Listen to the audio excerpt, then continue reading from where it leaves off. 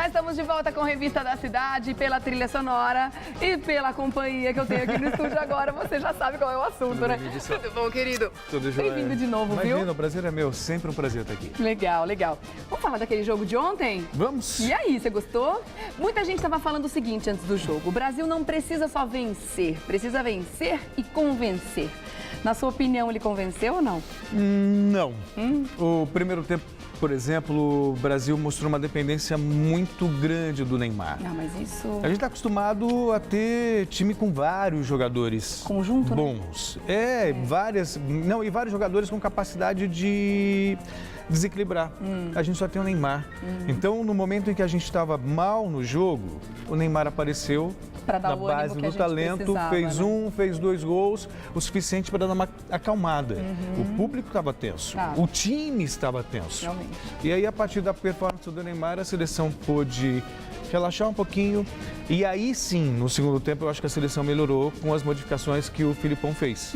Especialmente o Fernandinho no lugar do Paulinho. Tem muita gente dizendo que o Brasil não precisa mais jogar primeiro tempo, que devia ir direto para o segundo. Já direto para o segundo, né? Pois é, eu acho que tem até uma explicação.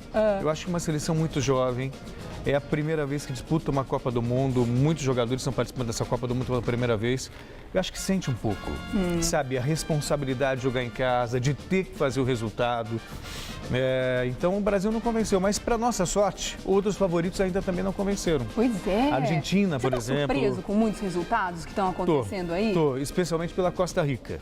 A Costa Rica, por mais que a gente, sabe, acompanhe o trabalho que foi feito num grupo que tem Itália, Uruguai e Inglaterra, ninguém ia cravar a Costa Rica, classificada com 2 rodadas. Né? Não. Saiu na frente e tudo mais. A gente vê a Inglaterra caindo fora, a gente vê a Espanha eliminada logo de cara, na segunda rodada já da fase de grupos ainda. Quer dizer, é muito... Portugal na sobrevida, né? Portugal também nunca me empolgou muito, não. Também viu? Tem um craque só, né? Tem o Cristiano Ronaldo só. E, por exemplo, o Messi está decidindo pela Argentina, o Neymar está decidindo pelo Brasil, e o Cristiano Ronaldo não conseguiu fazer nada por Portugal, mas ele também veio lesionado. Também, né? Para mim, a grata surpresa é a Holanda. Eu imaginava que no grupo dela classificava Espanha e Chile. A Holanda, eu não botava muita fé. E é o time com a melhor campanha.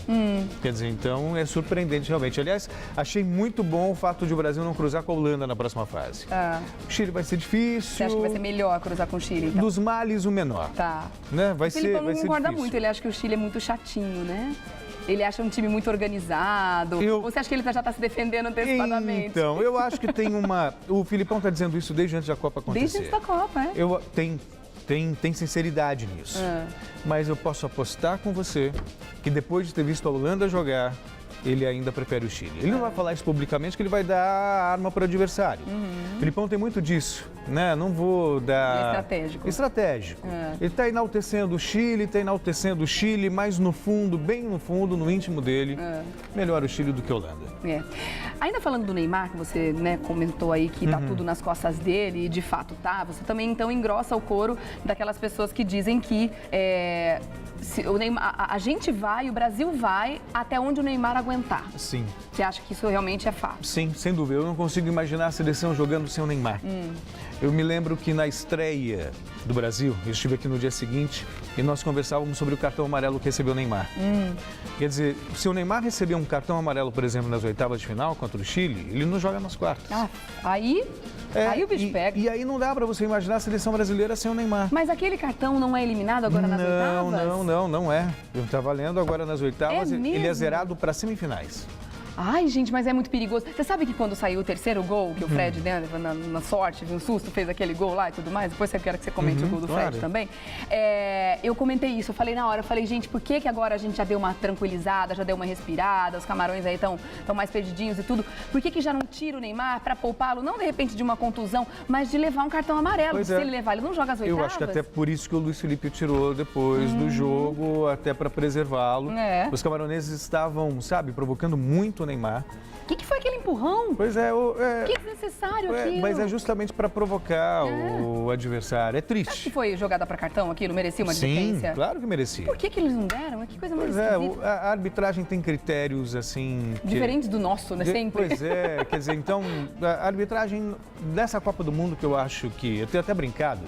A presidente falou tanto de Copa das Copas e a gente meio que ironizou, mas dentro de campo...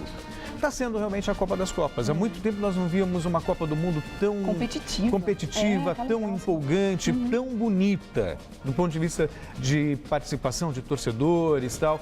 Mas, por outro lado, a arbitragem está falhando. Está falhando, tem deixado a desejar. Tivemos vários lances nos últimos jogos de equívocos da arbitragem. Mas também tem um outro lado que a gente não pode ignorar. Eu bato sempre na mesma tecla. Nós temos o replay.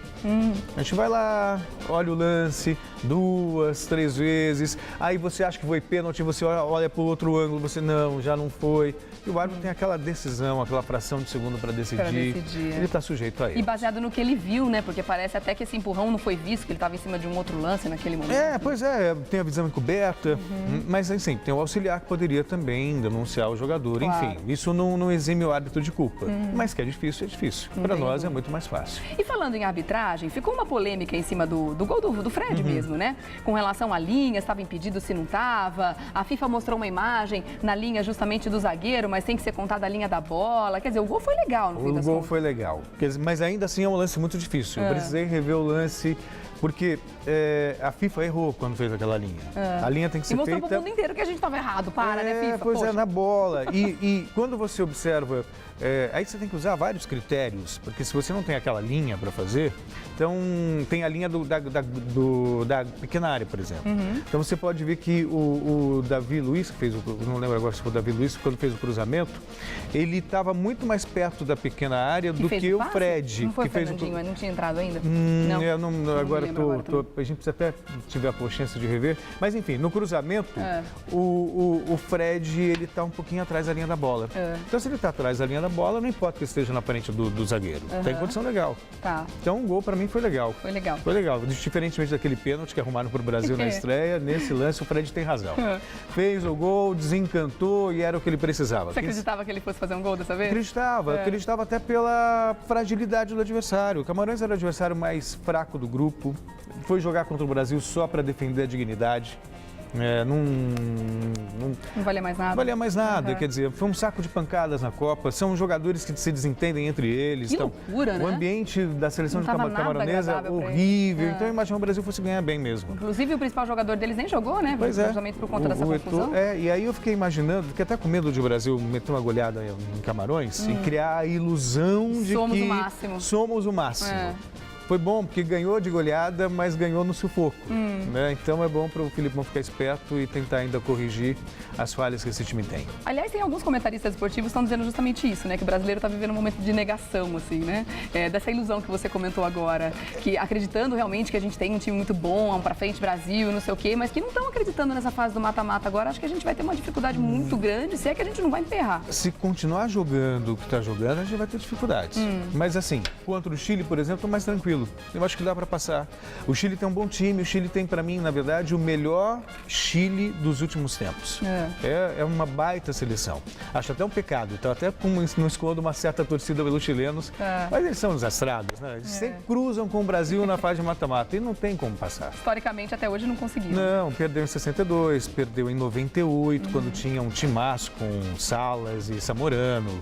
Perdeu em 2010 também, quando tinha o Erloco Bielsa como técnico, avançou no grupo que tinha Espanha, mas aí encarou o Brasil, tomou 3-0.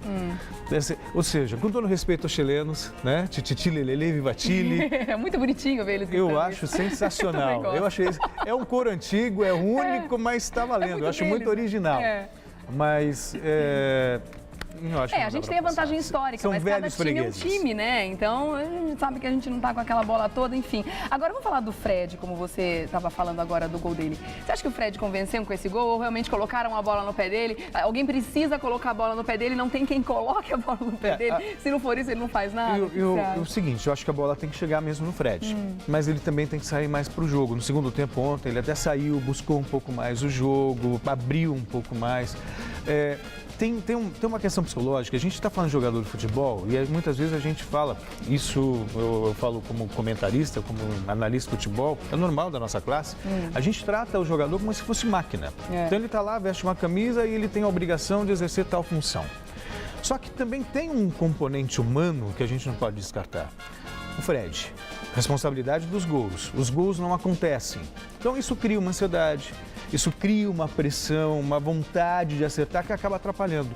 E aí eu acho que o Filipão, ele tem mérito nisso, porque seria muito mais fácil para ele, sai Fred, entra outro. Jogou para a torcida. A torcida vai dizer, ei Filipão, tem coragem, mas e o jogador que está ali para fazer o que ele pede?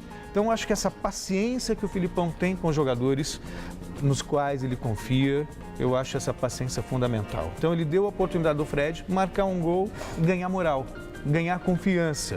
Eu imagino que esse Fred vai ser muito mais ativo, muito mais assertivo contra o Chile depois do gol que marcou. Na fase de grupo ainda dá para ter essa paciência, né? Agora, e se você tivesse um jogador no banco de reservas, com as mesmas características, jogando mais que ele, mas a gente não tem. Quer dizer, sai o Fred, entra o Jô. Quer dizer, o Jô também não inspira a mesma confiança que o Fred inspira. Aí se você colocar um outro jogador, o William, você muda a característica do time, né? Então eu acho que o Filipão tem isso de manter a equipe que ele confia. Você pode discordar disso. Eu acho, por exemplo, o Paulinho deveria perder a posição para o Fernandinho. Eu ia te perguntar justamente agora, falando em banco, você acha que o Paulinho deve ficar lá? O Paulinho, ele foi fundamental na Copa das Confederações. Ele jogou muito, mas há muito tempo ele não consegue jogar. Quer dizer, e o Fernandinho entrou ontem, não só melhorou o time, fez a função do Paulinho com mais qualidade e ainda fez gol. Então, se a gente considerar o que fez o Fernandinho ontem no segundo tempo, o Fernandinho tem que ser titular. Tá. Mas eu vendo o Filipão falando depois do jogo, são situações, a gente tem que parar para pensar, para ver. Eu acho que, eu ainda não estou certo de que ele vai colocar o Fernandinho no lugar do Paulinho, não. Tá. Mas deveria. Vai teimar mais um pouquinho. Vai teimar mais um pouquinho. Mas eu colocaria. O Fernandinho foi muito bem ontem. Vamos falar do Júlio César. O que você achou do gol que ele levou? O Júlio César, Você acha que ele podia ter feito mais? Não, eu estou na contramão daqueles que criticam tanto o Júlio César. O Júlio César, ele tem algo que para uma Copa do Mundo é fundamental. Experiência, vivência. Eu não achei que ele falhou em nenhum jogo da Copa do Mundo. Acho que ele está bem no gol. E convenhamos, aí vem a história. Você vai tirar o Júlio César, vai colocar quem? O Jefferson, o Vitor. São jogadores que entrariam numa fogueira, numa pressão. E isso é desnecessário. Muitas vezes é bom você apostar naquele que tem mais experiência. A responsabilidade é muito grande, sem dúvida, né? E que vai administrar, vai lidar isso da melhor maneira possível. Então o Júlio César, apesar de todas as críticas, ele está mostrando personalidade. Eu continuo com ele. Eu mudaria duas posições na seleção. O Paulinho pelo Fernandinho e o Daniel Alves, que ainda também não me convenceu. Também não fez muito. A gente continua, se você observar, os dois gols que o Brasil sofreu na Copa, foram pelo lado do Daniel Alves. Foi assim contra a Croácia e foi assim agora contra Camarões. Então é um jogador que parte muito e você tem problema na cobertura. E você tem no banco um jogador altura, que é o Michael. Então eu faria uma experiência com o Michael. Mas o Filipão é o Filipão. Tá lá treinando todo dia, ele não vai me ouvir. Vamos lá, né? Agora eu ouvi uma charge, agora pela manhã, que eu achei sensacional, né? Aqueles caminhões da prefeitura que retiram cone das ruas, sabe? Quando fazem aquelas situações de obras e tudo mais. E aí, o cara no caminhão falando assim, dá uma acelerada que eu vou pegar o Fred e o Hulk ali na frente. Pois é, o Hulk é outro jogador também que... Muito bom! O que está acontecendo? Que o Hulk não aparece simplesmente? Parece um dois de paus. Ele, na verdade, ele cumpre um papel tático importante. Ele, na verdade, ele recompõe a marcação, ele ajuda nessa marcação. Tanto que a gente... uma outra observação que eu tenho feito na seleção, ela é uma seleção que não cria muito, mas ela é uma seleção que rouba muito a bola. Então, se você analisar os gols que a seleção fez, a maioria aconteceu fruto de roubada de bola. Ontem mesmo, quando o Neymar marcou gol, foi uma bola roubada ali pelo Luiz Gustavo. Foi. Né? Aliás, para mim, além do Neymar, é o melhor jogador dessa Copa do Mundo da seleção brasileira. Luiz Gustavo, que é um jogador que não aparece, só desarma, rouba a bola, mas é muito regular. Então essa seleção, o Oscar, por exemplo, ele não está aparecendo tanto na criação, mas ele está ajudando muito na marcação. O Hulk não está aparecendo tanto finalizando, fazendo, mas ele também tem um papel importante na composição quando o Brasil não tem a posse de bola. Então eu acho que o Fred está devendo, o Hulk está devendo, mas ainda assim tem esse outro lado. Eu acho que, sabe, tem essa parte da disposição ali. Eu fico bem preocupada porque a gente conseguiu fazer 4 gols ontem, mas o Neymar, ele estava tendo uma certa liberdade, apesar dele ter sido marcado, ele foi, né, deram aquelas entradas nele, empurraram e tudo mais. Mas ele teve liberdade, os 2 lances de gol, ele estava solto ali, livre e leve. Agora, se ele tem uma marcação um pouco mais pesada em cima, fica um pouco mais difícil de criar, né? E é o que vai acontecer daqui pra frente. É o que vai acontecer daqui pra frente. Por isso que eu tô... O que me deixa otimista em relação à seleção brasileira, ou com um certo otimismo, é a fase do Neymar. O Neymar, ele não sentiu a responsabilidade de vestir a camisa 10 da seleção brasileira. Verdade. Quer dizer, ele já é o artilheiro da Copa. É um garoto. O que a gente não pode, e é isso que a gente tem que cobrar da seleção, é depositar toda a responsabilidade nas costas de um menino de 22 anos. Falar assim, ó, ganha a Copa pra gente. É você. É você o escolhido. Quer dizer, a gente tem, no caso o Filipão tem a obrigação de fazer com que esse time renda como um todo. E o Neymar apareça pelo talento que tem. Claro. Mas pelo que a gente tem sentido, uma Neymar dependência, e para nossa sorte, ele está correspondendo. Ele está com vontade de fazer o nome dele. Bom, né? Ele está mais à vontade na seleção do que no Barcelona. Bom pra gente. Nossa, fundamental. Tá certo. Celso, obrigada, querido. Imagina, eu te agradeço mais uma vez a participação aqui. Lindo, obrigada, tá viu? Bom? Até a próxima. Acho que segunda-feira a gente se encontra de novo, porque sábado temos mais um jogão. Ai, meu Deus. Aonde vai ser o jogo de sábado? Belo Horizonte. Belo Horizonte. 1h. À 1h? Contra o Delícia, Chile. contra o Chile. Estaremos lá todos com certeza. E você continua por dentro das notícias do esporte aqui na TV Gazeta, no Mesa Redonda, todos os domingos às 9h30 da noite. Gazeta Esportiva, todos os dias, segunda a sexta, às 18 horas. E no Super Esporte, daqui a pouquinho, começa com a Anitta às 12 horas. Vai estar lá também no Super Esporte hoje? Não, hoje não. Estou no Gazeta Esportiva e depois no Jornal da Gazeta. Tá certo. Tá Querido, bom? Obrigada, beijo. Ótimo dia pra você, Até mais, viu? pra você Obrigada também. pela participação. Obrigado. Vamos fazer intervalo bem rapidinho, na volta.